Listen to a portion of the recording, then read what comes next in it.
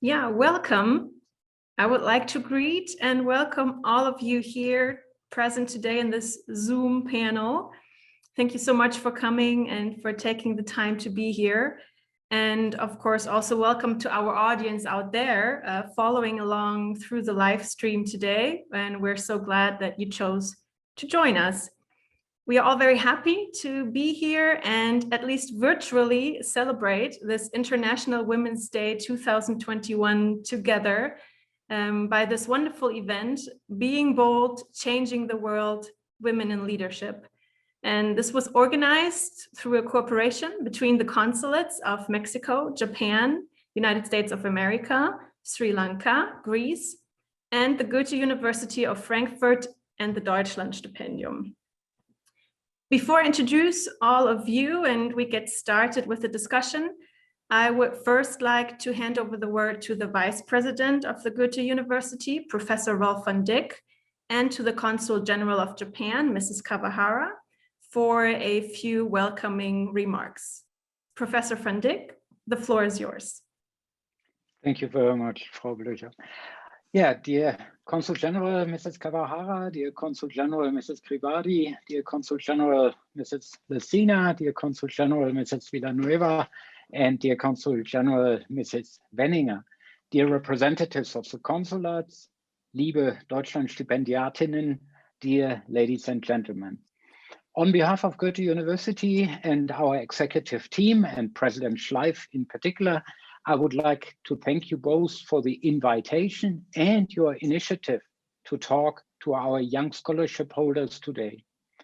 The title of today's event, Being Bold, Changing the World, Women in Leadership, is not only connected to this year's International Women's Day, but also addresses an important issue of today's society, as women are still heavily, I would say, underrepresented in leadership positions, no matter where we look at in our society. We are all very grateful that you, as high representatives of your respective countries, are willing to take the time to give us important insights on career opportunities in the diplomatic service, to share your experience on being heads of office, and the challenges that you face and the tasks and competencies that you need to meet these challenges. You are all great examples for our students. You are role models. And furthermore, meetings and discussions like today's are an important motivation and empowerment for the young generation. We are very happy that you have chosen Goethe University and the Deutschland Stipendium as cooperation partners for this event. 4 of our scholarship holders who have been especially engaged in different projects and volunteer programs and who are outstanding in their academic performance represent the Deutschland Stipendium at Goethe University here today. Over 5,000 students have been supported by this scholarship, the Deutschland Stipendium, over the last 10 years. With this program, we promote students of all nationalities whose school, academic, and career development point to further outstanding performance. Further criteria for selection are social commitment and the overcoming of biographical hurdles that, for example, rise from family or cultural background. It is our goal for the scholarship holders that they receive inspiration and orientation for their own careers and for their future. That is why events like this are so important. Here, students can talk to successful individuals in a more or less informal setting, and they get the special opportunity to pose questions and have meaningful discussions about topics that matter. So, once again, thank you all for your initiative, for your great engagement in this event, and a warm welcome to all of you. I'm happy to now hand over the word to the Consul General Kawahara from Japan, and I wish all of us an inspiring and meaningful afternoon. Thank you. Yeah, thank you very much, Vice President van Dijk, for your kind words. Dear participants, dear colleagues, at the outset, on behalf of all the female Consul General in Frankfurt, I wish to thank the Goethe University and participating students for their cooperation in realizing this event to celebrate the International Women's Day. As Consul General, we come from every part of the world and have completely different cultural backgrounds. Nevertheless, we have many things in common. First, we made a bold decision to become a diplomat, traveled around the world, and gathered experiences in leadership. And second, we firmly believe that women have great potential and should play an important role in changing the society and the world. Thirdly, we are willing to assist young people in their efforts to make their dreams come true by sharing our own experiences. That's why we are all here today, and we are very much excited already. And I hope that we can have a lively discussion today, and by doing so, we can make a small contribution to our common goal of empowerment of women. Thank you very much. Yeah, thank you very much for these very nice words. And maybe I can take the opportunity at this point very quickly to introduce myself to the audience. My name is Sibylle Blöcker. I work at the Goethe University, and here I am responsible for the scholarship programs and especially for the Deutschland Stipendium that Professor van Dijk just talked about. And I feel very honored that I was asked to lead you through this discussion today. So my role is mainly to make sure that we stay with the agenda, and I'm going to look at the clock from time to time and just to make sure that we keep on track. Also, Mr. Alfredo Mondragon, third secretary at the Mexican Consulate, is here to support us during this meeting. At the Consulate, he's in charge for media and outreach, and he will watch the live chat and address the questions that were posted there and conduct the last part of the discussion today. So thank you for your support. And yeah, so this is a call to action to our audience. Please join the discussion and use the chat underneath the live stream. And do not hesitate to post any questions there, and we will get to them later at the end. So feel free to comment there. Now, let me introduce today's participants very quickly. I mean, there is not enough time to review all of your really inspiring biographies in detail, but I trust that we will hear more about your experiences during the discussion. So I will first introduce the consuls generals, and I will do that in alphabetical order. First, I'd like to introduce Consul General of Japan, Mrs. Kawahara.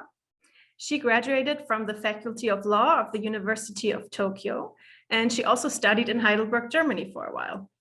She joined the Foreign Service at a very young age, and in 1987, and since then, she has held many leading positions all over the world. For example, she was first secretary at the Permanent Mission of Japan to the Conference on Disarmament in Geneva. She worked as minister at the Permanent Mission of Japan to UNESCO in Paris. And prior to her post in Frankfurt, she was minister at the Embassy of Japan to the Netherlands. Thank you so much for being here today. Then I would like to introduce the Consul General of Greece, Mrs. Kribadi. She holds a master's degree in politics in the Middle East from the University of London, and she joined the Foreign Service in the year of 2000. She basically just arrived here in Germany last September, and prior to her position as Consul General in Frankfurt, she worked as Deputy Director in the Diplomatic Cabinet of the Ministry of Foreign Affairs. Also, she held positions such as Deputy Head of Mission at the Embassy of Greece in Oman, and a second and first counselor at the Embassy in Washington, D.C. Also, she worked for the Permanent Delegation of Greece to NATO in Brussels. Thank you so much for being here today. Then I would like to introduce Consul General of the United States of America, Mrs. Lucina. She is a career member of the Senior Foreign Service, class of Minister Counselor, and she has served as the Consul General in Frankfurt since July 2018. And by that, she's been overseeing the State Department's largest consulate worldwide. Previously, she served as Principal Deputy Executive Secretary in the Office of the Secretary of State. And her overseas assignments include Management Officer in Cairo, Deputy Director of Frankfurt's Regional Support Center, and Director of Human Resources in both Vienna and in Brussels. She has also completed tours in Buenos Aires, Nairobi, Moscow, Bogota, and Mexico City. She holds a master's degree in international affairs from California State University at Sacramento. Thank you also for joining us. Then let me introduce Consul General of Mexico, Mrs. Villanueva. She has been a member of the Mexican Diplomatic Service since 1992 and was appointed to the rank of ambassador in April 2017. She worked in several leading positions, for example, as an international officer in the United Nations system at the Regional Office on Drugs and Crime for Mexico and Central America. Her appointments abroad have been as Deputy Consul in Hamburg, Deputy Head of Office at the Permanent Mission before UNESCO in Paris, Deputy Head of Office at the Embassy in Austria, Slovenia, and Slovakia, and the Permanent Mission before the international organizations based in Vienna. Prior to her post in Frankfurt, she was Consul of Mexico in Calgary, Alberta, Canada. Thank you so much for being here today. And then I would like to introduce Consul General of Sri Lanka, Mrs. Weining. She holds a master's degree in advanced international relations from the University of Vienna, and she joined the Sri Lanka Foreign Service in 1998. She held many leading positions as well. For example, she served in the Sri Lanka Embassy and Permanent Mission of Italy, and later in Vienna. Also, she was Minister Counselor in Frankfurt, Deputy Chief of Mission in the Sri Lanka Embassy in Austria, and Permanent Mission to the UN in Vienna. She served as a member of the Sri Lanka delegation to the UN General Assembly and as a member of the Sri Lanka delegation to the Board Governors meetings of the IAEA. Prior to her appointment as Consul General in Frankfurt, she held positions such as Director General of Africa Affairs Division in the Ministry of Foreign Affairs. Thank you so much for joining us in this discussion. Yeah, and then on the other side, we have our 4 students from Goethe University joining us. They all hold a scholarship from the Deutschlandstipendium, and I can say that they're all very excited and maybe also a little bit nervous to be part of such a great discussion. And I also want to introduce them quickly to you also in alphabetical order. So first, I'd like to welcome Sophia Dama. She is studying to get her bachelor degree in sociology. And currently, she is writing her bachelor thesis in which she analyzes what professional disadvantages are to be expected for women in home office in the wake of the COVID-19 pandemic. She has been a scholarship holder since October 2020, and she's serving as a group leader of the project group Uni Hautna, which organizes different events for high school students here at the university. Thank you for coming. Then let me introduce Yasmine Elegance. She is currently studying English and French language to become a high school teacher. And before her studies, she worked as an au pair in Northern Ireland and as a volunteer in France. She's the first in her family to get an academic education at a university. She has been a scholarship holder since October 2020. Thank you also for joining our discussion. Then welcome to Laura Rebecca Klein. She holds a bachelor degree in political science and is currently studying in the master program political theory. She has been a scholarship holder since October 2019, and she has been very actively engaged in the program of the Deutschlandstipendium. For example, last year, she organized and hosted an online panel discussion with the title Rethink Climate Change, which was quite a big success, I have to say. So thank you also for being here. And then last but not least, welcome to Asta Von Mandelslo. She holds a bachelor degree in philosophy and is currently studying in the master program curatorial studies. She has been a scholarship holder since October 2019 and is very engaged in different initiatives and projects at the university. For example, she supported the group Europe Quo Vadis, which organized several events regarding the European Union and its future. Thank you to you as well that you are here. Yeah, so welcome to all of you. Now let us begin with the discussion. And so for the first part, I would like to invite Consul General Weining, Consul General Kribadi, and Consul General Kawahara to share some of their experiences on how they joined the Foreign Service and how they became head of office. The stage is yours. Wishing you all a very happy International Women's Day. Thank you very much for inviting me. I feel really honored and privileged to be present here today. Well, among our viewers, how many of you are considering becoming career diplomats? It's no doubt colorful and glamorous career, but it certainly comes with challenges and hurdles to overcome. Tell me, who doesn't like a roller coaster ride? Please allow me to present my life journey. You know, I never expected to be in the Foreign Service. When I was growing up, I aspired to be a doctor because that was a status symbol in society. I come from a family of public servants. My parents were my greatest role models, who were the architects and foundation in my development. My father was a Deputy Inspector General of Police who instilled discipline in me, and my mother, a school principal who emphasized the value of education and ensured my goals were achieved. During my university days in Sri Lanka, I explored different careers on a part-time basis. So I taught speech and drama, elementary French. I modeled for worthy causes to raise money for development projects of women's welfare centers. I was a newscaster for the national television and also a producer and an announcer for the national radio station in Sri Lanka. Perhaps I thought my career path would be in media until I met this amazing lady who was a career diplomat. She totally inspired me to join the Foreign Service and have recounted stories of her career.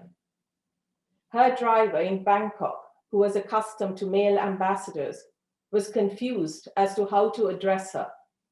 And finally, he started to address her, Madam Sir. So on her retirement, this ambassador wrote a book titled Madam Sir. I was selected to the Sri Lanka Foreign Service through a highly competitive process. It was an open competitive exam and interview. Less than 25 out of 4,000 candidates from island-wide were chosen. The Foreign Service had become the most prestigious ministry to join, and it still remains the same today.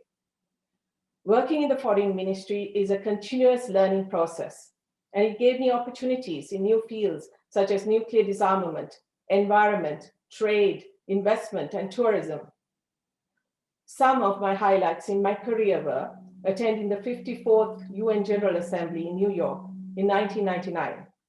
I was responsible for UN elections and was able to achieve our mission's goal to secure a seat at the ECOSOC, the United Nations Economic and Social Council.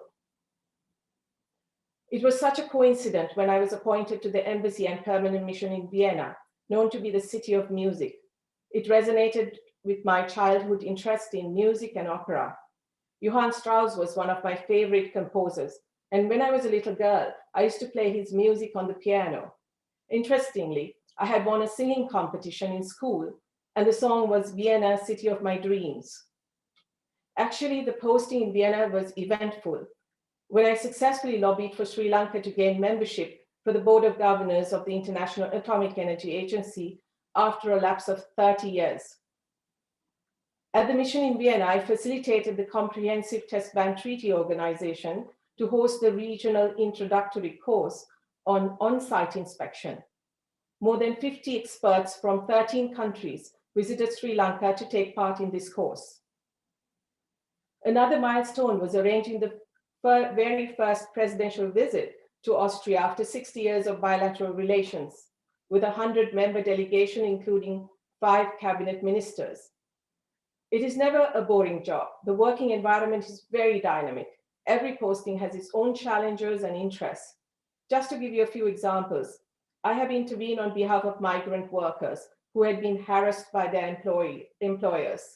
Actually, more than half of the migrant workers are vulnerable females who are also the breadwinners for their families.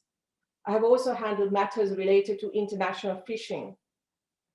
I've served in a number of Sri Lanka missions overseas, as well as in the Foreign Ministry. Prior to my assignment, as mentioned by Sybil, I was the Director General for the Africa Division, covering 54 countries in the African continent.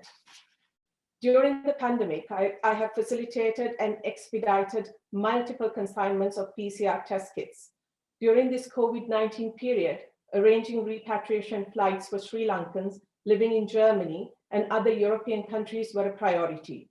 especially those who needed urgent medical attention, and also Sri Lankan students studying in universities in Germany and bringing families together. There's no doubt the language used in diplomatic communication is extremely important and unique to be perceived positively. No wonder you would find most diplomats charming. Well, that's been my life journey to date in a nutshell. I sincerely thank the Goethe University for hosting this event and for giving me an opportunity to share my interesting journey in my career. I also thank Consul General of Mexico, Mrs. Cecilia Bracho, for her untiring efforts in bringing us all together. Let's choose to challenge stereotypes, inequality, and gender bias. Vielen Dank für Ihre Aufmerksamkeit. And now, I'm happy to invite Consul General of the Hellenic Republic of Greece, Ms. Iona Kribadi, to make her presentation. Thank you so much, Madrika. I would also like to thank my dear colleagues, but also Professor Van Dink and Mrs. Blocker, and of course our dear students for hosting us today. I think it's a great opportunity to discuss an issue that is very important, especially on this occasion. Well, there are always stories about someone's life, and more particularly about someone's professional life. When I decided to become a diplomat, I was a teenager. It was quite unusual for a girl of my age to choose such a profession, but I was really fascinated by it. Naturally, it was not the kind of statement that parents usually get from their children, especially their daughters. At the beginning, they were very surprised, but at the end, very supportive, as they have always been during my whole life. I knew that people were not used to the idea of women becoming diplomats, but this was one of the many stereotypes that we encounter as women in our societies. However, stereotypes should never stop us from going after our dreams. I joined the Foreign Service in 1999. Surprisingly, the very first thing that I noticed when I entered the ministry's building was that I was surrounded by other women who had decided to follow the same path and challenge their fate. And there were many. 25 of us passed the exams. Among them, 10 were women. As easy as it sounds, it was not always the case. The first female diplomat joined the Greek Foreign Service in the early 70s, paving the way for us, the next generations of female diplomats. Over the years, more and more women joined the Greek diplomatic force. Today, we have 180 women diplomats, representing approximately 36% of all the force. And around the world, we have 37 women at the helm of Greek missions, one of them being our ambassador in Berlin, the first female ambassador to Germany. In order to become a diplomat in our foreign service, someone has to go through a very tough selection process. Later, during our training, we have to face demanding tasks like long working hours, 24-hour shifts, deadlines, decisions to be made at literally no time, just to name only a few, that usually characterize an ordinary day at the ministry. But we do it together, men and women. A few months ago, I assumed my position as Consul General of Greece in Frankfurt. I'm really excited that I have the opportunity to represent my country in such a beautiful city and interact with our community here, but also with German officials. I understand that this comes with huge responsibilities, and I'm ready to face them. What has brought me here was a long process of hard work, very demanding posts at the ministry, but also abroad. All the experience that I have gained throughout the years will become the compass that will help me navigate. There are still people, men, but also women, who think that the job of a diplomat is a man's job. On the other hand, there are others who believe that often the best man for the job is a woman. I think that the truth lies somewhere in the middle. Yes, we are women in a male profession, but this is not exactly the problem, since in our society, we need both men and women to share the burden. We should never feel limited in what we can do, no matter what the difficulties may be. We always have people, and we will always have people around us ready to support us. Yes, we have to work hard, maybe harder than others, but this is our choice, and this is the essence of being in a profession that we really love. As we celebrate today the International Day of Women, I think it's time to reflect on the progress made so far, on how we can render our societies more receptive to the notion that only when women and men are equally treated, then we can have the best results. thank you so much for your attention. And now I would like to give the floor to my dear colleague, Setsuko. Thank you, Ioana. And I was very much excited to listen to the stories of two colleagues, and it's my turn.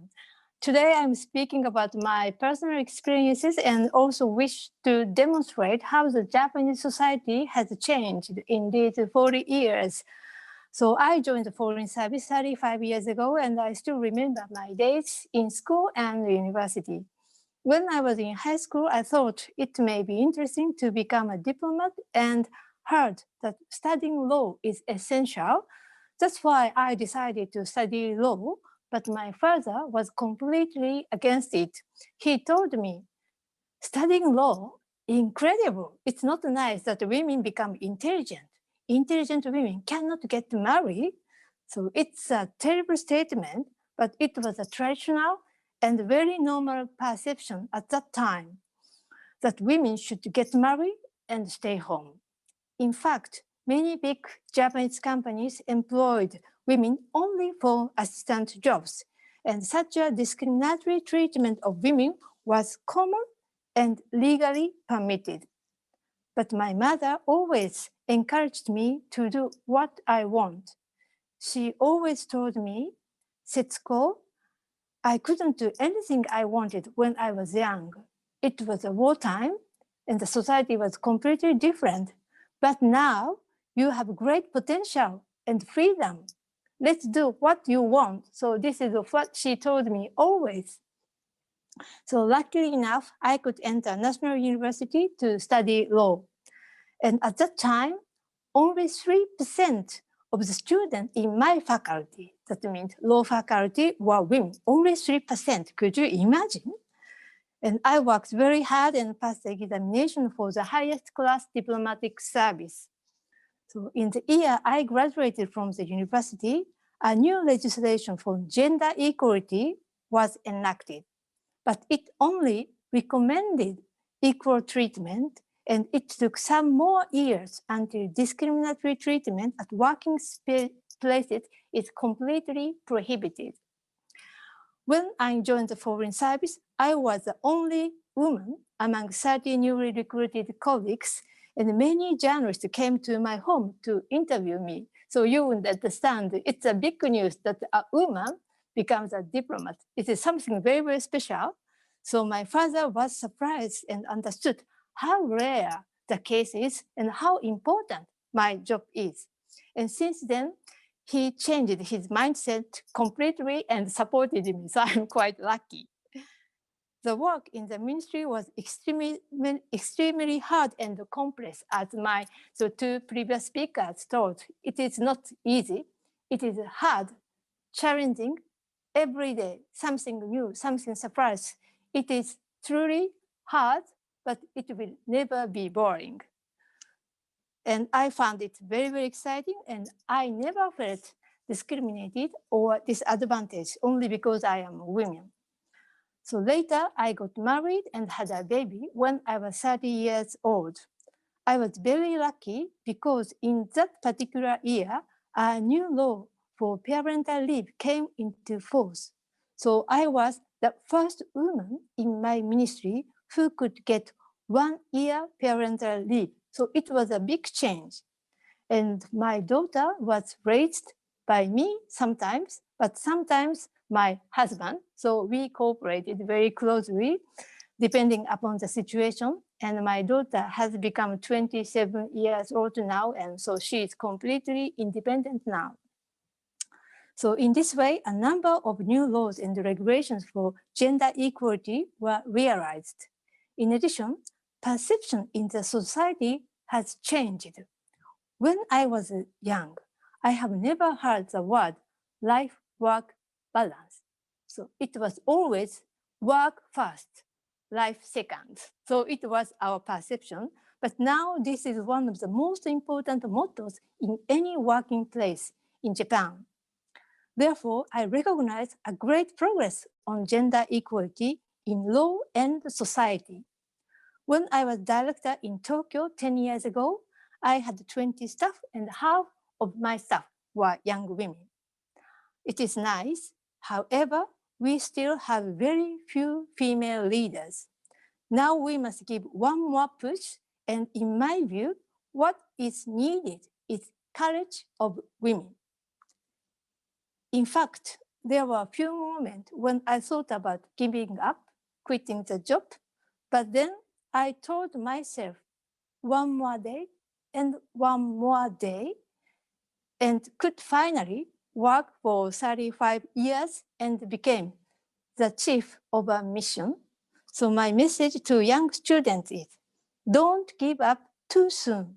If you stay the course, you will finally come to your goal. So this is my message to young students.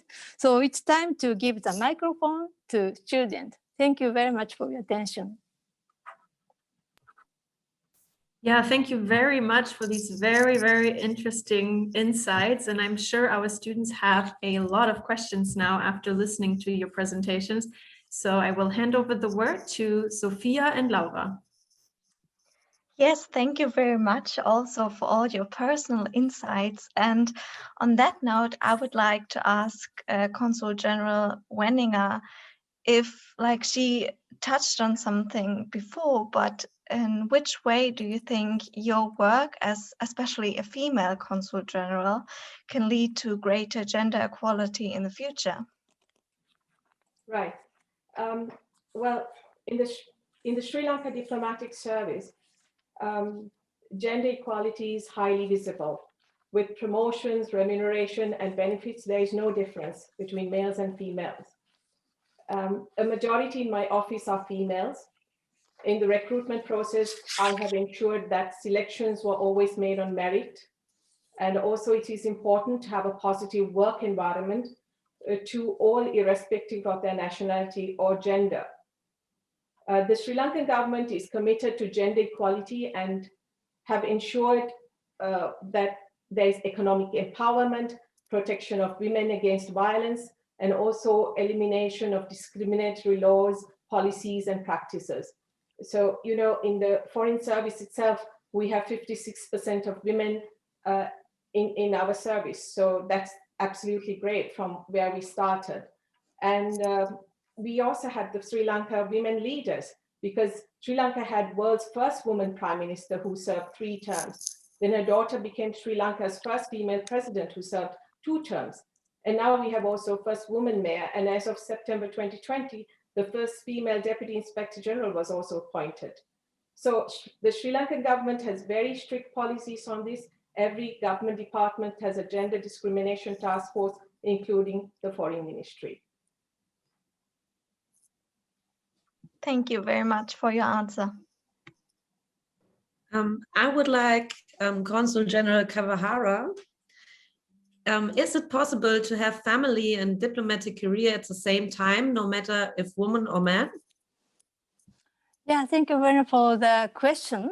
Yeah, I have to say it's very difficult because you cannot control your life. You do not know where you will be next years, and I have never imagined that I'm working here in Frankfurt or in the Netherlands, so you cannot control, and the work is hard. You have to, for instance, stay overnight in the office very often, and you do not know how long you should work. Today, tomorrow, something special could happen at any time, and you have a extremely huge responsibility as a representative of a country. You can just say, oh, I have a child, I have to go home. I can't say in that way. So it's very hard. So what is important if you wish to have a family while you are a diplomat, man or woman, then what is crucial is that you need to find a good partner, a partner who respects you, who understands you, and who are ready to cooperate with you. So finding a good partner, so this is the key, I think. And my second question goes to Consul General Karibati. It's a simple question, but because of that, maybe it's a difficult question. What do you like and what do you dislike about your job? Thank you for the question. Exactly as you put it. It may sound easy, but it's not that easy. Well, let's start with the easy part. What I dislike about my job is the thing that sometimes people do not always expect that women can work hard. I think it could be, part of the stereotypes, or it could be, part of a mentality that think that, women, because they're, kind of dedicated to have a family and to raise children and all that, maybe they can work hard at home, but they have not associated this with the working hard at the office or, at their professional life. They have this strange notion that, men and women cannot be equal when it comes, to working relations. And this is what, actually sometimes it's really difficult for me to comprehend. The things that I like are fortunately many. And actually, this is the reason why I keep on doing this job for all these years. As my colleagues previously stated, people have this notion that we are diplomats, we'll travel around, we're having fun, we enjoy ourselves, we're going to receptions, we're going to dinners, we're going to lunches, but nobody, actually is kind of, seeing the very truth of it, because it's always work for us. So sometimes you have to wake very early in the morning in order to catch a flight, in order to be somewhere else very far away, because that's part of your job. You're a delegate, you have, to represent your country, and you're going, on a trip, on a business trip. Other times, of course, you have to participate in a dinner or a lunch, but still, for those who don't understand it, it's still job, because you have, to also represent your country and state your position sometimes. The good thing is that for someone who chooses this profession, because it's a life-changing decision, definitely, you have to be really sure that you're doing this job and the reason why you're doing this.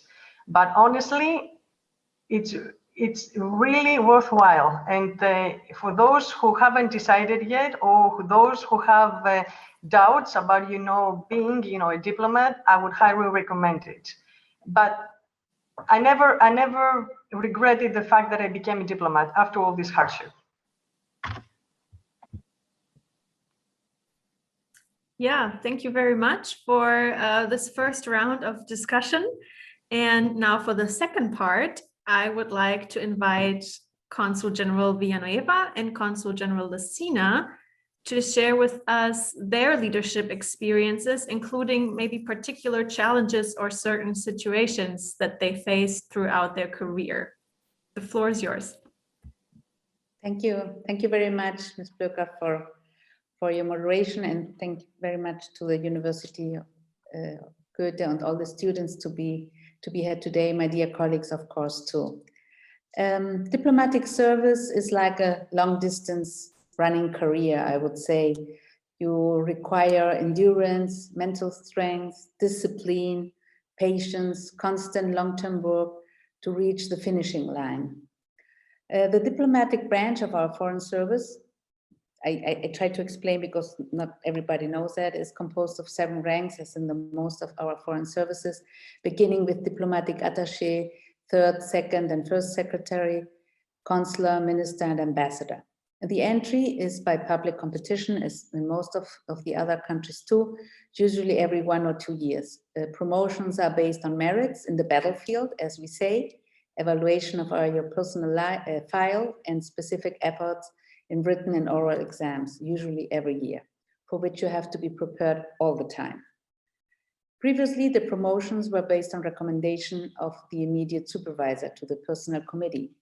Today, the scheme is a more structured one, although it is not at all easier. For women, it remains a bigger challenge since we do not compete with men in equal circumstances. We still spend more hours than they do on childcare and household tasks, and that reduces the free time available to prepare for the annual exams. As already mentioned, I had the honor of attaining the rank of ambassador 4 years ago after a career of 25 years, having been posted at 5 missions abroad and 7 in headquarters. It was certainly a moment of great happiness and satisfaction. However, I remember that the most significant promotion for me was becoming minister 10 years ago, which is the last rank reached by contest, since the promotion to ambassador is made by a presidential designation. I reached this rank after running for several promotion contests for 11 years, which left me exhausted and disappointed in each round. And well, finally, I obtained the highest score, not only of that contest, but of the previous contest for that rank. So I'm very proud of my achievement. I believe that the main challenge of foreign service in general is to learn to adapt constantly to new working and living environments in different countries, cultures, and languages, as my colleagues already mentioned. Nevertheless, it is also what attracts people to this profession, but definitely it is not a universal fit for everybody. As a diplomat, one faces the same situations and problems of discrimination, bullying, and harassment as in any other environment. When I worked on multilateral issues, it was often my turn to be in meetings only with men sitting at the negotiating table, and even leading delegations composed only by men. So it takes a lot of temper, more than normal, to maintain the leadership and authority in this sort of situations. And it is still very surprising to me how derogatory comments are still made towards women in general, but especially in workplaces. That includes Black women, LGBTQI women, neurodiverse women, among others. But fortunately, they have not prevented me from moving forward with greater enthusiasm to make my work better every day. It is a common assumption that for men being in the foreign service, it is very difficult to combine family life with a professional career, and I think everybody has already approached this issue. It is partly true, but this difficulty is not exclusive to diplomatic life. It also occurs in other professions that are very demanding or involve constant moving or travel, for example, in transnational companies. Today, we have all kinds of family structures that in the past were not accepted by society, and this evolution has made things easier for all of us, while we also receive more support for childcare and motherhood.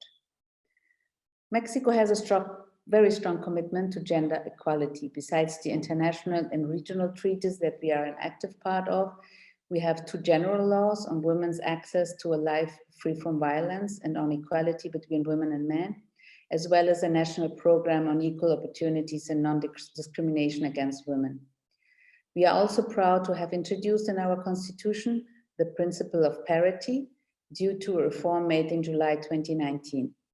This is a great achievement in moving towards balanced participation of women and men in positions of power and decision-making in all areas of life, and which is now considered an indicator of the democratic quality of countries. It should be noted also that in 2012, femicide was criminalized in our federal criminal code, which states that femicide is a crime of depriving a woman of life solely on the grounds of gender. So we have also a feminist foreign policy, which includes a cross-cutting approach to human rights and gender perspective, seeking to make women's contribution visible in all areas. Mexico is the first Latin American country to adopt a feminist foreign policy, as have France, Canada, Norway, and Sweden. As part of our commitment, Mexico is leading with France the Generation Equality Forum, a civil society-centered global gathering for gender equality, convened by UN Women and co-hosted by our governments this year. Legislative reforms over the past year have been key to advancing women's rights in Mexico, being the most important ones reflected in education, political participation, and recognition of gender-based violence. All these aspects are already issues of public interest. Now it is urgent that our society reaches also substantive equality, meaning that we change the life, the reality, the circumstances surrounding women. Therefore, it is necessary not to let our guard down and continue to strengthen the struggle for women's rights and for a life without violence. Thank you very much. Now I will give the floor to my dear colleague, Patricia Cena from the US Consulate. Thank you so much, Ambassador. It has it's been so interesting listening to everyone. So I feel like I drew the short straw because I have to go last. And so everyone's already said all these amazing things. But I want to thank the university, all the students, my colleagues for, especially you, Ambassador, for arranging this. It's always wonderful to have the opportunity to connect, especially with young people. As you all know, I'm a former teacher. That's my thing. I was trying to think of what I could say that would be interesting, because you obviously wanted to talk about challenges and situations faced. So I thought I would tell you a little bit about my experience being a leader at the embassy in Cairo during the Arab Spring. I went to Egypt from Frankfurt, so you can imagine that was a huge change. And I worked for our first female ambassador to Egypt. She was amazing. Ambassador Scobie was amazing. So, you know, a year and a half into my tour, where I did, you know, general management issues, a lot of people reported to me, very busy. The Arab Spring happened, and it happened very quickly, as you all recall. We were all overtaken by events. You know, the police deserted, ran away. We had to call the military to come and, guard our embassy compound, all kinds of excitement. And we had to evacuate thousands of people, not just official Americans, but students, teachers, tourists, in a very short period of time. So I was one of the senior people on the task force that we formed to get that done. Managing in a crisis and leading in a crisis is very different than because of the pressure, I think, than doing it in your normal daily life. And one of the challenges is that people react very differently to these situations than you might expect. And one of the revelations to me was how hard it was for people to continue to function at a high level once their families had left, because we sent all the families out. So for example, my daughter, she got evacuated the day after her 14th birthday, which she spent, locked down in a compound, and my husband was also a diplomat and working in a critical area. And so she ended up going with a friend and her friend's dad to Washington without us, which was really difficult for me to allow her to do that. But those are the decisions that you end up having to make, not just in a crisis situation, as some of you have pointed out, but definitely in a crisis situation. I remember having to have a discussion with one of my subordinates, who also was a very competent, amazing woman, who was at the beginning of a very challenging divorce. And she had two very small children. And I called her into my office because I needed to know, was she gonna go? Was she gonna stay? And I had to think about really carefully what was I was gonna say to her, because I needed her to stay. She played a real critical role. And I told her I would support her, but that I needed her. And she said, "Don't worry, I will be here." And she sent her kids back with her soon to be ex-husband, and and she just worked, and we got people out. So those kinds of things really try you and test you, and you grow a lot from them. And it doesn't end when the crisis is over, because the next challenge of leadership is, how do you reintegrate people back in and make a team again out of people who left and stayed away when all of us were in harm's way and had all of these frightening and exciting and crazy experiences, and they didn't share any of them with us. Then they come back and you have to reintegrate them and make them back into the team. So that was another big challenge of that time. But probably one of the biggest challenges for all of us as senior female leaders in our respective countries is mentoring and preparing the leaders of tomorrow. And I feel like that is one of the things that I like to do most, and is one of the most important things that I am tasked to do is to identify and support up and coming young people who are going to be the leaders of tomorrow and help them gain the skills that they need and have the successes that they need in order to do that. You all know that we have a new administration in the United States. It's an administration that, the president is really focused on women empowerment and leadership, but in empowering all minorities. We have the diversity and equity and inclusion conversation has really strengthened in the US since President Biden was sworn in. And so I am really looking forward to seeing how so many women in his cabinet are able to change the conversation. 5 out of 9 of his senior cabinet positions will be held by women, which is more than any other president has had. His senior communications team is comprised of all women. And it's, the National Security Cabinet is led by a woman for the first time. So it's a very exciting time for us in the US as well as challenging. So I'm really looking forward to being a part of that and, gaining more experience and more insights as this administration goes forward. And I am happy to welcome any questions that these amazing students might have for us. Yeah, so Asta and Yasmine, it's your turn. Okay. First of all, thank you, Consul General Villanueva and Consul General Cena, for sharing your challenges with us. I wanted to ask both of you, since you both have worked in various leadership positions worldwide, if you felt like you, especially as women, were treated differently in different countries. Yes, thank you very much, Yasmine, for your question. Well, I already talked a little bit about that during my presentation, but I would say in general that the problem is a universal one, not really country related, although there might be countries, of course, that legally, socially and culturally are more or less developed in terms of gender equality. So I would be short on the answer because I already talked a little bit about that. So maybe if you have another question, or Patricia can answer and elaborate a little bit more. Thank you, Ambassador.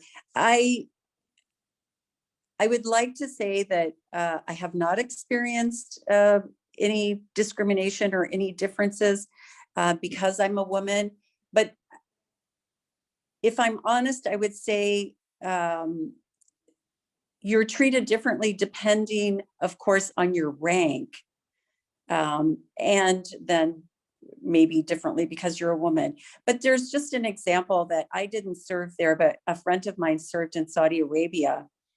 And when she served there, I think it has changed, but when she served there a few years ago, there were no bathrooms for women in the foreign ministry. So, some things just as basic as that can be very, very challenging. So I feel like I have been able to overcome any of those challenges that have been set before me in any country, but sometimes you have to be very creative and really look at your approach to the job and your outreach to people and your interaction with your host country interlocutors in order to achieve your mission goals. Yeah. Thank you very much. So some of you already slightly touched this in the one way or another before. Power and leadership are often associated with male attributes. Consul General Villanueva and Consul General Cena, from your own experience, is there something about female leadership that is or might be different? Yeah, thank you very much, Asta, for your question. Well, I think that being in a leadership position women can help other women to follow their dreams and give them support. When someone does not listen to them, does not respect them, or even tries to harm them in any way, this kind of support helps always. Women are usually more supportive than men when someone close has personal or family problems. Also, being in a leadership position also allows us to raise our voice and talk to men from a different perspective. As Patricia already mentioned, well, a more equal one, or even from a superior one if you have the rank, and this serves as an example for other women. And also in a leadership position, we may contribute to disseminate the stories and achievements of other women in our field of work. And I think that is crucial, so that we have the younger generations more involved and more compromised in moving forward, so that their voices be heard and make their work visible. And finally, I would say that when women are in a leadership position, I would also expect that we all assume the commitment for fight for a greater gender equality and reach gender parity, so that our, as already mentioned, our next generations like yours can live in a world without violence, because it is a fundamental right. And I think that would be the most crucial things that I would like to highlight. Thank you. Everybody has their own leadership style, approach to problem solving. I wouldn't want to characterize all women as having a certain style. It's certainly not been my experience with the variety of women that I have worked with. And I have worked with many officers who have had a real appreciation just for having a diverse team. I think that is where real strength comes from. People have different approaches to problems and problem solving, different perceptions of even what the issues are, different ways to analyze things, and all of, if you have all of that diversity on your team, you can't help but be stronger. And appreciating that maybe is something that women are good at. And teamwork, maybe, but it's not been my experience that any of those are exclusive to women. I think good leaders know how to take ideas from the whole team and get the best out of their team and motivate their team and set the tone and help strategize, all of those things. That's just good leadership, no matter what your gender or, yeah, so. Well, thank you very much. That was very inspiring for sure. And yeah, so thank you for the second part of the discussion. And now, before we read out the questions that were posted by the audience joining us over the live stream, we want to come to the third and last part of this discussion. And now I would like to invite our 4 students to briefly present their views on, how to achieve an equal future and what it means to be bold. So the stage is yours. When I sat down at my desk to gather some ideas on how to achieve a more equal future, I came across the following quote from G.D. Anderson. She's an Australian feminist writer, and I would really like to share the quote with you. So, feminism isn't about making women stronger. Women are already strong. It's about changing the way the world perceives that strength. I feel like this quote sums up quite nicely my view on how to achieve a more equal future. I believe that the different experiences, talents, and skills that women have to offer could open up a new perspective that would ease achieving equality. However, I think that in order to accomplish this, women need to be included in the decision-making processes so that their voices can be heard and that their experiences can be taken into account. Therefore, in my opinion, I think that women should be supported and their strength shouldn't be perceived as a threat, but rather as an opportunity for empowerment and more equality. So, Asta, I would really like to hear about your vision. Yes, thank you. So for the first 2 years of my studies in philosophy, I was really admiring the with the rhetorical talent of my professors, their confidence in free speech, their seemingly infinite expertise. Those professors really embodied in my eyes an authority, knowledge, and expertise that I strive for in my personal career.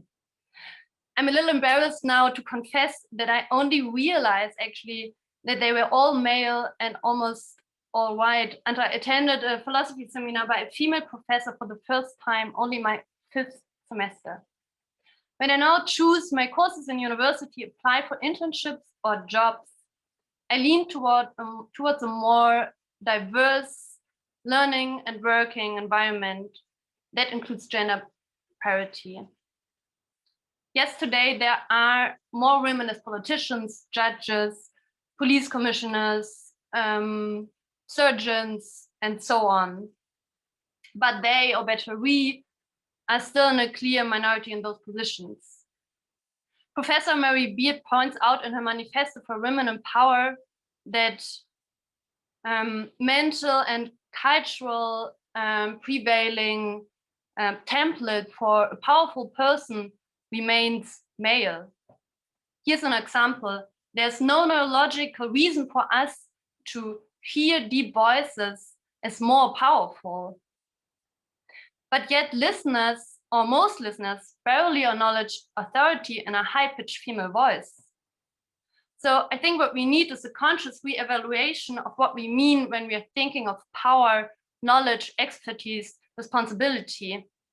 And I strongly believe that in order to give women, and not only as individuals, but as a gender, more positions in power, we have to change the structure of power as well as its cultural templates. And I came to the realization of the outcomes of such cultural templates while reading the book Invisible Women by Caroline Criado Perez. In this book, she describes how in every possible aspects of our lives, male bodies and needs set the standard for the implementation of politics, designs, and even medicine. And it can be annoying when mobile phones are too big for our hands, or we need to speak in a lower voice for speech recognition systems to actually understand us.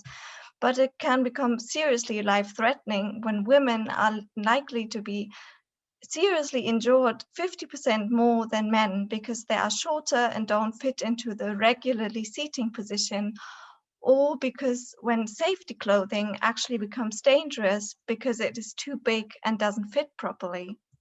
And I gave these examples in order to showcase the need we have for more women in leadership and decision-making positions, because as mentioned before, people only tend to see their own point of view and their own problems. And that is not always with bad intentions in mind, but that leads to shortened visions that we need for a better future.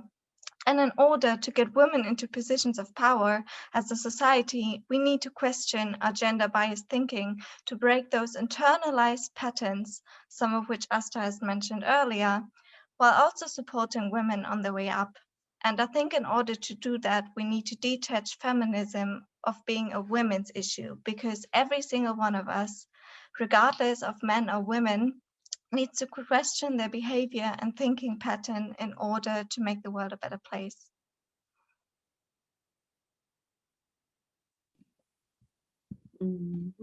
But what does it mean to make the world a better place? For the fourth generation of women's movement to which we belong, it means on the one hand to look back in gratitude for the fight that the previous generation fought, and of course learn from them. On the other hand, there's also the awareness that this achievement still do not apply to all women in all parts of the world, and also that they are not set in stone, so that it will be up to us to defend them. The election of Kamala Harris as Vice President of the United States of America was without no doubt a historical moment that we were all allowed to be witness of. But as she said in her speech, this was only the beginning of the work that is still to come.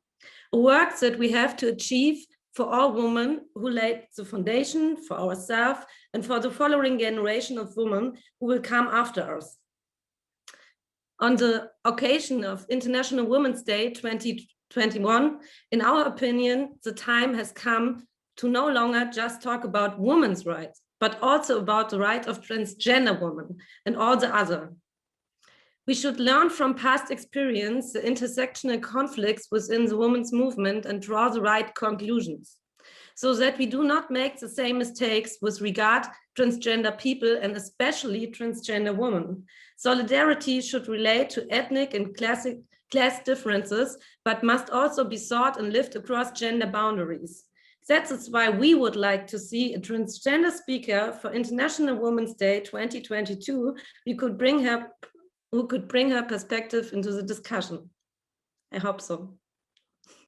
Yeah, thank you very much for these very meaningful statements and for your personal visions of an equal future and what work is yet to be done. And that was very inspiring. And so, yeah, I would now like to open the floor for comments here in the Zoom meeting.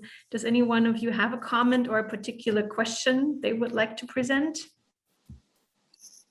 Yeah, thank you very much, Mrs. Blöck. I would like to start the discussion a little bit. Well, I agree fully that we need this to break this gender-biased thinking, and that we need to have men included in the discussion. And definitely, we would never get to where we want to the situation of parity that I mentioned before, if we have not the men on board. So I think, but we have to continue somewhere in this path. So, and also, well, I already mentioned also that we have to include other visions, and that of the transgender women, of course, has to be also in our discussions. I would like to pose a question to you too. How do you see yourself in 20 years? Do you think you may be able to define your own future? Does it depend on the circumstances that you will face then, or is it solely based on your own efforts? What do you think? How do you see yourself? I feel like it's a mixture of both.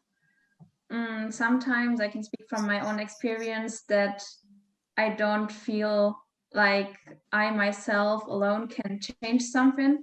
But then I think if every woman thinks that, then we won't achieve anything. So I feel like if every woman just tries to stand up for herself, then we will have a lot of women who stand up for themselves, and then together we can empower each other to fight for a more equal future. And if we, like you said, Consul General Villanueva, can get the men on board as well, I feel like it's a fight that we can only win, because together we're strong. I would agree with Yasmine, because I think the most important lesson that I learned until now is that you only have to trust yourself, and you only have to actually do something and have the empowerment, or I don't know the word yet. You trust yourself, and that you actually step forward and ask questions and ask for opportunities and use them if you get presented them. I think this is my biggest tip for all of the other women. And I think with this today, we're doing a lot by empowering each other.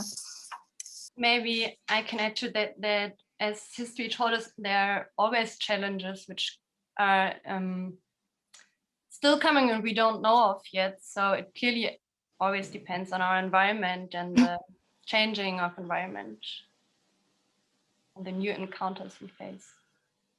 Yeah, does anybody else have a comment or a question they would like to pose to this point? Maybe a small question. I was wondering, because several of you manage the work-life balance, and it just came to my mind that maybe still at this moment we consider different things of what life contains, sometimes as women or as men, because as you mentioned before, life also refers to a lot of unpaid childcare or household tasks, or all these things which are not considered as part of the work. And maybe this should also be something we should reevaluate, what plays into the one part or the other part, and we break with those dichotomies. Could I just say that it's always a challenge to find work-life balance, but each person has to figure out what is best for them and not be afraid to ask for it. And try not to feel guilty about the choices that you make or that you want to make or that you have to make. If you can find a supportive group, a network, doesn't have to be a spouse. My husband and I both worked. We had a series of really wonderful nannies for my daughter. Was I there for every single thing for her? No, I wasn't.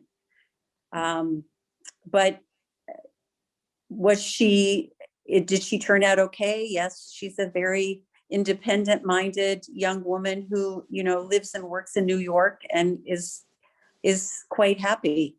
So nobody's path is the same, but you have to be able to look inside yourself and say, okay, what is it that I want and need? And then go after that. And yours is not like anyone else's, but you can certainly support other people with what their vision is and what their needs are.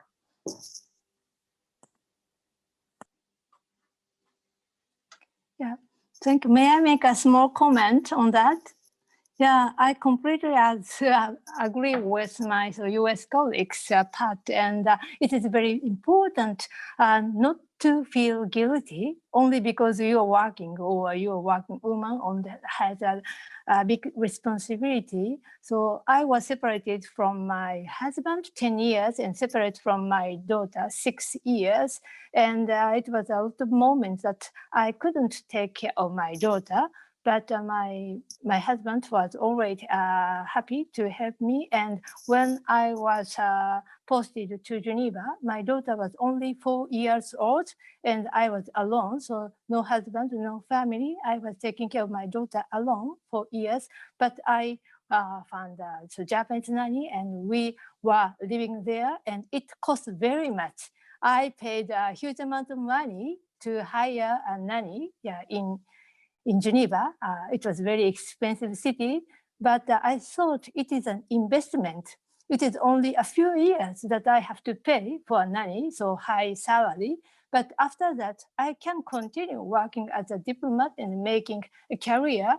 So sometimes you have to think about how to find a solution. And you shouldn't think about, so I am mother, I have to quit the job. So this is the last choice. And you have to try every solution, possible solution and assistance. Sometimes you have to pay a lot of money or sometimes you have to rely on your family member or your parents. But there are a number of possibilities. So you should try all the possibility to find a solution and not to quit your job. So this is my advice. Yeah, thank you. I would like to add also to this, if you allow me. I was also very straightforward with my decision to not step back if eventually my partner would not be willing to follow me around the globe. Because I was sure that I wanted to be part of the Foreign Service. I come from a diplomatic family and my father was a consul. And so when I chose the career and I chose to enter the Foreign Service, I was very committed to the objective.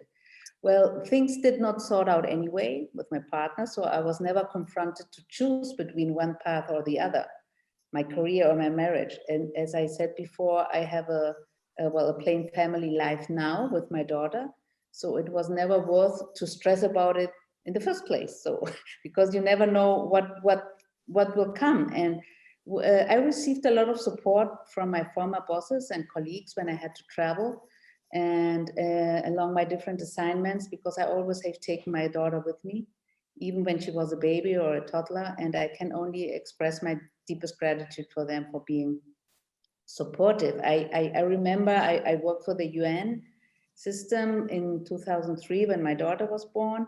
And we had in Mexico the convention, the signing conference for the Anti-Corruption Convention in Mérida in the southeast of Mexico. And I was part of the protocol from the UN system.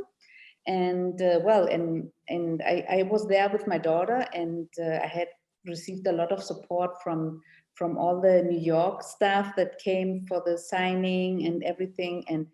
And we were there 4 weeks. And so I took my daughter with me to the convention center. So it was like really great. But I know that it's not always the case, but I had a very big support then, and I traveled a lot this 3 years that I worked for the UN, and like 2 or 3 times per month.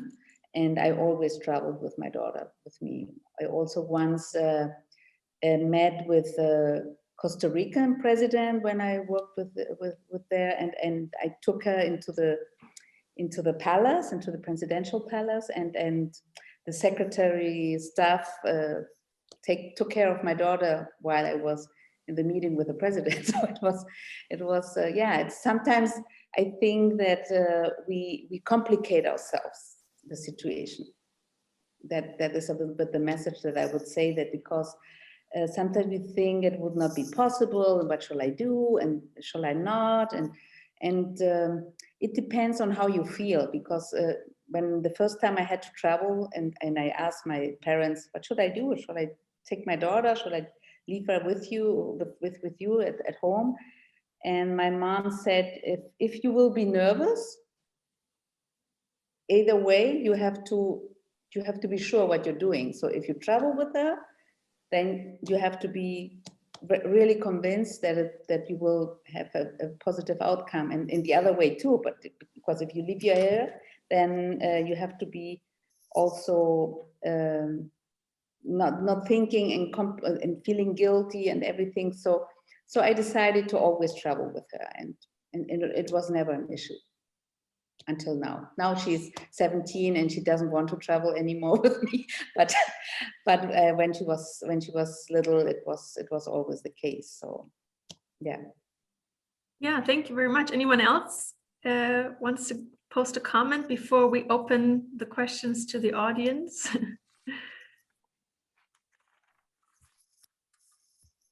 If that is not the case, then I would now hand the word over to Mr. Mondragon, and he can conduct the last part of the discussion and let us know what the audience thinks about our topic today. Yes, hello. Thank you very much for this amazing insight. It is always a pleasure to have such top tier and eventful lives of empowering women. It is now the time to do so. It is more than obvious right now.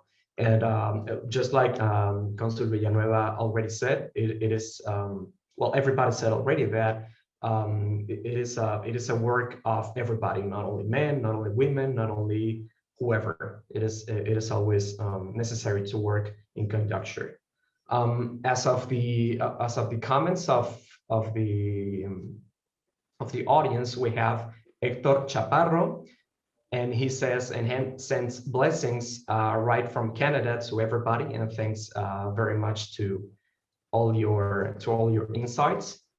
And we also have Pia Imhoff, which says, I would like to thank all the speakers for their inspiring and encouraging words.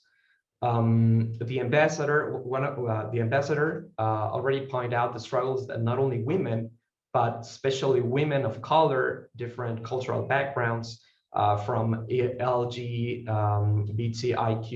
background as well, and neurodiverse women, which might face the challenges that they may face in their career path, not only their personal life. She also asks, what kind of advice do you have for women who face intersectional discrimination regarding this specific cultural background as well? So maybe we can hold on into that question as well. We also have regards right from Mexico City from Alicia Gomez. She says, Seeing successful women is always an inspiration for current and future generations. And right now we can start up with the questions specifically, not only the comments. So right away, I would like to address one of the questions to the students, whoever wants to talk about it. What is your figure inspiration, specifically a women figure inspiration? Like a role model, or? Yeah, like a role model. Maybe I can start. When I grew up, I never had one, I must confess. And I don't know, because maybe I couldn't decide, or and now plenty, because not only one person or figure can cover everything, which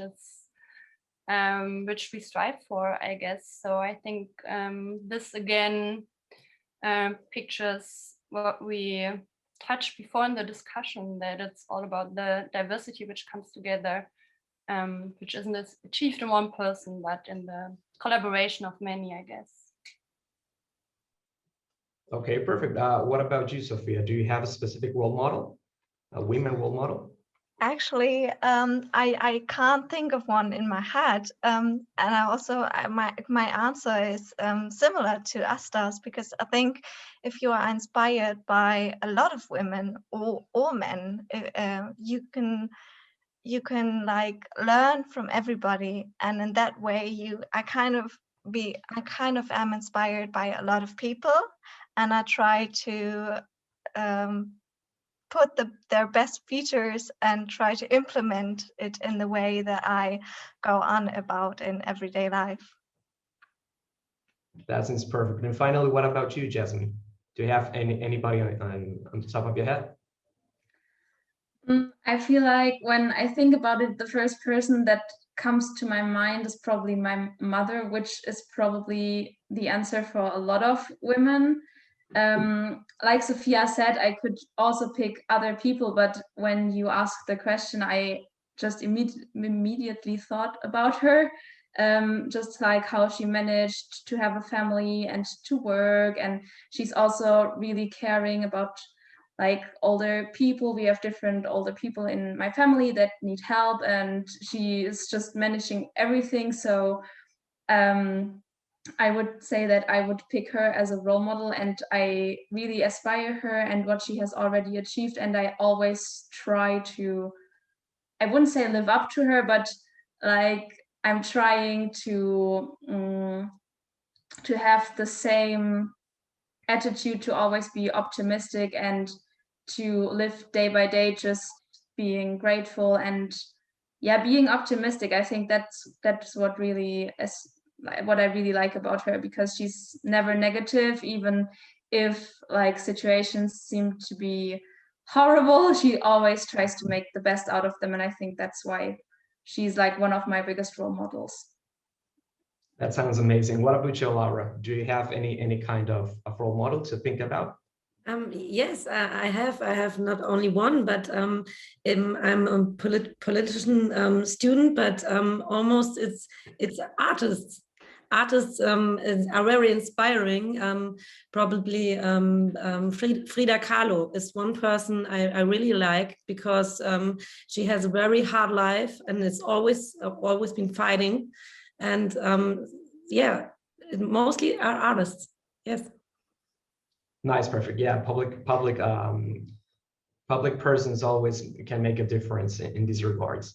That seems very nice. So moving on, before we get to the specific questions to the consuls, we have Cynthia Guzman, and she says, "Congratulations to all of your successful careers. You are a real inspiration for the coming generations," which is pretty obvious by this point, and we are very happy to have all of you here.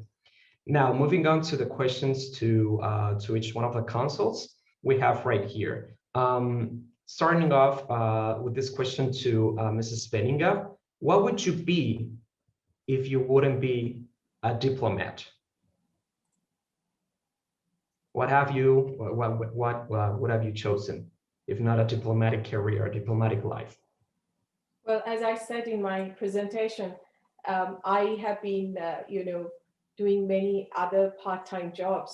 So probably media or in fashion, but it definitely would have been in media, because I was very much involved at the time in the electronic media, both in radio and television. And also I did contribute a few articles to a magazine. So yeah, it could have been that I may have stayed back in media. Okay, that sounds very interesting. There's always a broad options to take about. Mira Jerome says specifically to Mrs. Villanueva, we have already talked about this, but what about the dislikes and likes about working at the Foreign Service? What do you personally like and dislike the most as a woman?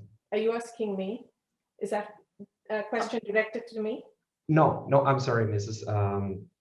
Weininger. This is directly to Mrs. Villanueva. Oh, I'm sorry. Joan. Well, yeah, what should I say? Well, basically, I think I like and dislike the same things. I dislike the moving preparations, to have to go through your stuff and decide what to bring with you and what to sell or leave behind. But also I love these moments because I love to throw away things that I really don't need and redecorate my new housing and feeling home wherever I am. So I have been moving in my life 17 times. So, well, since I was born with my parents too. So, well, I dislike to leave family, friends and dear colleagues behind, but I also like to stay in touch with them and make new acquaintances and friends and colleagues at my new post. So it's, you know, and also I dislike to have to adapt each time at new environments, languages and cultures.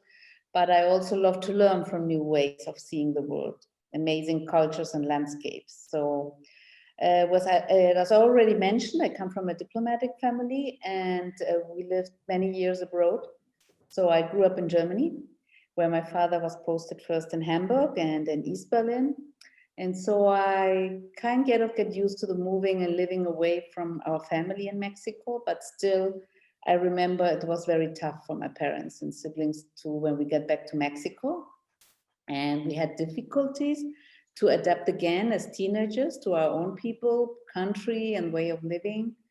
And at the end, you have to recognize that we as diplomats may also become strangers in our own country. And if we spend too much time abroad, as I have, like almost 30 years living abroad, so that's more than 50% of my life. And it's always difficult when I go back to Mexico and yeah, when you are on vacations, that's great, but then you think of adapting again to your own country, it's also a challenge. So I think that's the part that I dislike, to think about that moment when I have to go back to Mexico. I've been now 13 years on the road continuously.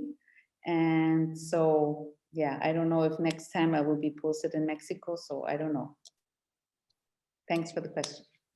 Amazing. Yeah, it is always interesting to think about the culture shock in your own culture as well. Perfect. Mrs. Kawahara, we have a question for you as well.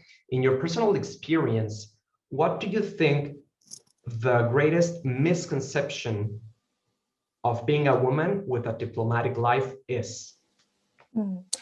Yeah, it's this difficult question, but yeah, there is a gender bias and stereotype, and people often believe that women cannot be a good leader or good leadership. And as our colleagues from the US, Pat has stated, I firmly believe there are a variety of leadership style, for instance, and it is sometimes people tend to think this is the style of men, this is the leadership style of women, but in fact, it is not. It doesn't work that way. So as we as women have a different character, different background, different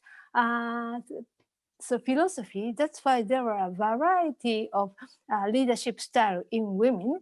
So I think it is very important to think sometimes women not as a group, but as individual, and misperception that women do not take responsibility, for instance. This is also the mistakes, as you see. So we are coming from different parts of the world, but we all are enjoying taking a huge responsibility and representing our country. So this is one of the misperceptions. And I'm quite sure in 10 years, 20 years, we will have a great number of female ambassadors around the world. So I hope this misperception will be broken very soon. But thank you very much for the question. Thank you very much for the insight. It is very interesting. Regarding that topic as well, I do think it comes into mind for Mrs. Gribardi.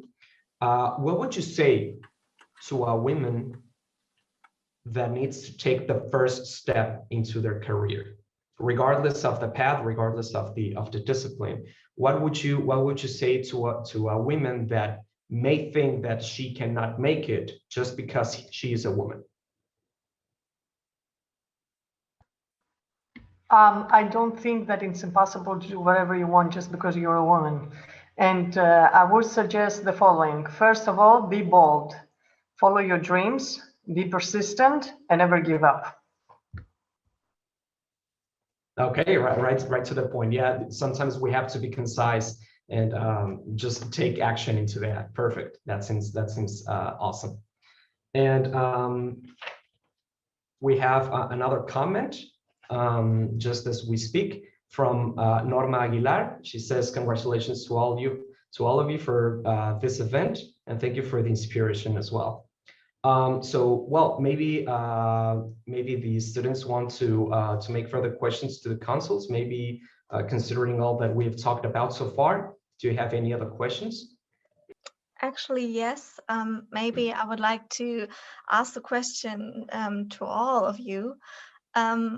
Because we are talking here in an international perspective, and I would really like your insights or your opinions on why we need an international perspective on Women's Day and on women's issues and gender equality, and what we can gain from that. Yeah, I would like to step in. Oh, sorry, Patty, no, please. No, go ahead. Go ahead. You. Thank you. I was just going to say that, you know, these are fundamental issues, not just for women, but for all of humankind. Any group that is disadvantaged in any way, when countries work together, whether it's financial support that's needed, whether it's some kind of recognition in the UN of the issues, you know, it doesn't really matter. You see that when one country takes the lead or urges another country to do something, that you get much more of a conversation, and then things can flow from there. And, you know, in such an interlocked world, no country really achieves anything on their own anymore. It's all through that, you know, the multilateral cooperation. So I think that's really critical. Yeah, also I would like to add that also, well, gender equality is a human right, and all our countries are part of the treaties of human rights internationally and regionally, and if we have to work together to get the gender equality as a right for every country. But also not only gender equality. I was when I was working in UNESCO, we had a lot of discussions also on education for all women, all children, and that is not the case in all the countries. And also, well all kinds of situations and rights that we as persons have to have, but we don't have in all countries, and that you need the international cooperation to reach that. And I think that's the main goal, and we have to advance all together. So that's the aim of the international community, not to have this all over structure that guides us to have a better world, and at the end, a peaceful world. Amazing, thank you very much. Any further questions, you as the students, to the consuls? Yes, I would have another question, but it could be a difficult one. So we were talking that it is important to have more women in power positions and to include them in the decision-making processes, but what are some maybe like political measures that should be taken to take the first step to actually get to that goal of having a higher representation of women in power positions? Countries, I think, that are very more successful in working toward gender parity and also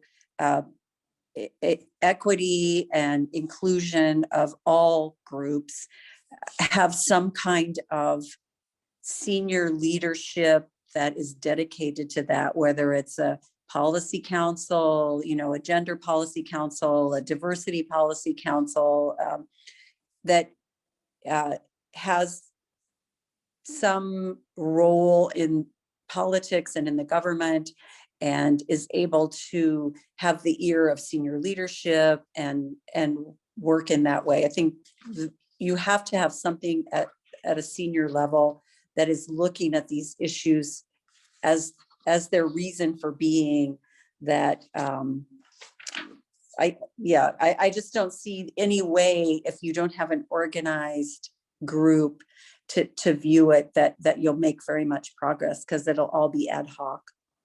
Okay, thank you very much for your remarks.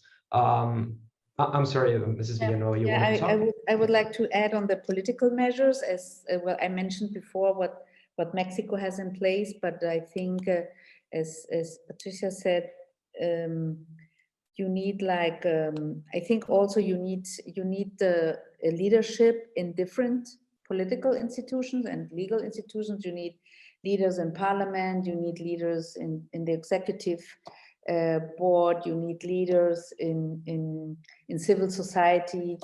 You need women in different positions of leadership in each country, so that you can move forward in the agenda, definitely.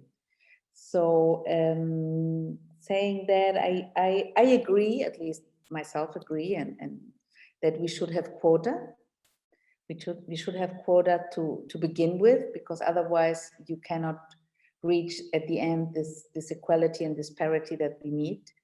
And it's not discrimination, because if you set up the quota like provisional measures, like it is foreseen in the conventions, and then it's not a problem. So like Germany has also now this quota in the DAX companies, and several other companies that now have to have more women in business positions. And so I think we need to move forward all together to have all these kinds of improvement. And of course, you need the legislation accordingly, and then you have to put in place all this legal stuff into the reality. That's what parity, substantive parity, really means at the end. Thank you very much for your comments on that topic. Any last question before we move on to the closing remarks by the students? Maybe you have one last question. Perfect. So right, we will move on to the closing remarks. I may give the word to Mrs. Bluka, so we can have the closure for this event. Thank you very much. Yeah, thank you very much. Time ran out and it went so fast, and I was just fascinated by listening to all of you, and I really appreciate you taking the time, but also really sharing your personal experiences. That is very, very special, and that is what empowers all of us and empowers especially our young women. So thank you very, very much for sharing your experiences and for the empowerment. And yeah, I'm sure it was a life-changing experience for our students, and they will not forget this experience for a long time. And thank you also for allowing the Deutschlandstipendium to be part of this wonderful event. And yeah, we look forward to hopefully many more occasions and opportunities to talk to you. And so yeah, that's all I can say in the name of the Deutschlandstipendium and Goethe University also, I'd like to thank you. And with that, I give the word for the final closing remarks to Consul General Villanueva. Thank you very much, Mrs. Blöker.